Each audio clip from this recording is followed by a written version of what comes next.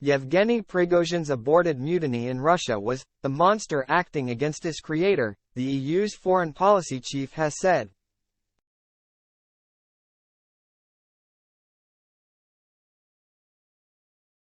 The political system is showing fragilities, and the military power is cracking, Josep Borrell told reporters in Luxembourg as he arrived for a meeting with ministers from across the 27-member bloc.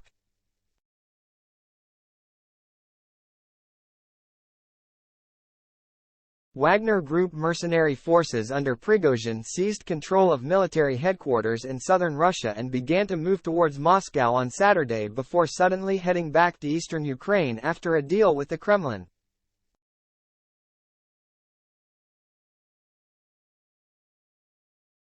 The most important conclusion is the war against Ukraine launched by Putin and the monster that Putin created with Wagner.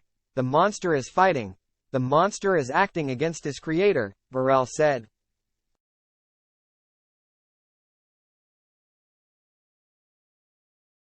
Borrell said the instability in Russia was dangerous given its nuclear arsenal and would be top of the agenda at the Luxembourg summit, where ministers voted through a promise to top up Ukraine's military funds by €3.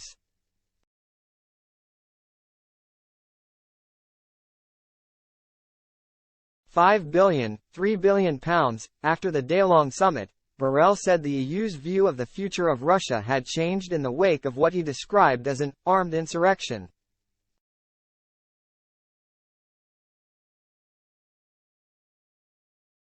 It is clear now that our vision of Russia is quite different. It is not just a threat because it has military capability of provoking war, which it has shown already, but also internal political instability, he said, without elaborating on scenarios he said ministers had discussed.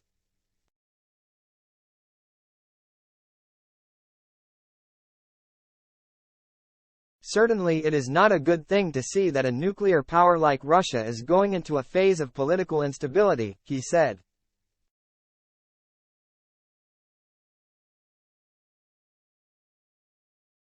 EU foreign ministers were scrambling to digest the fallout from the mutiny at their meeting.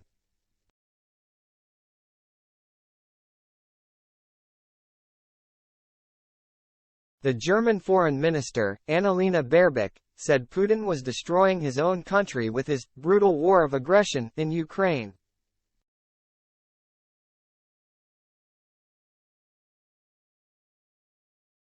We are seeing massive cracks in the Russian propaganda, she added.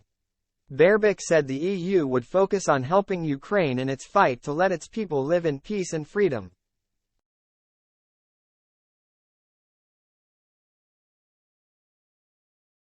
The Swedish minister Tobias Billström said it was too early to do an analysis but that the weekend's events brought Ukraine's potential membership of the EU into sharp focus.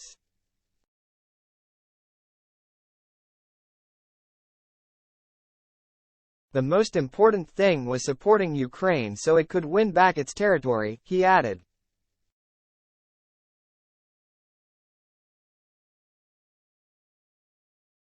Wagner Group members prepare to pull out from the headquarters of Russia's southern military district in Rostov-on-Don.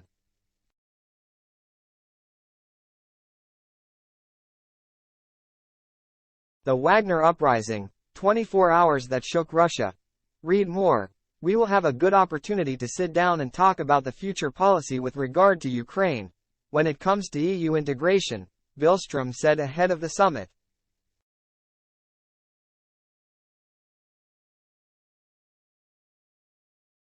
And when it comes to giving both political, military, humanitarian and financial support to Ukraine, until Ukraine has restored its territorial integrity completely.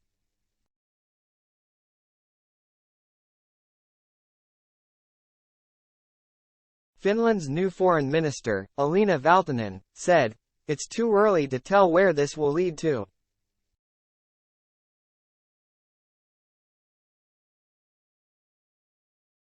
But of course, it's pretty obvious that the events of the weekend will have continued effect on how Putin is seen internally, but also on how Russia is seen to the outside world.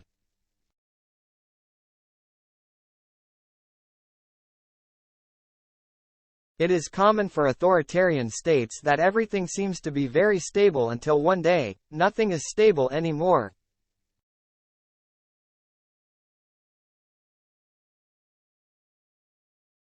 And I expect such a development for Russia as well. Ministers approved the 11th round of sanctions against Russia, aimed at stopping Putin circumventing previous sanctions by using third countries to ship crude oil and other products around the world.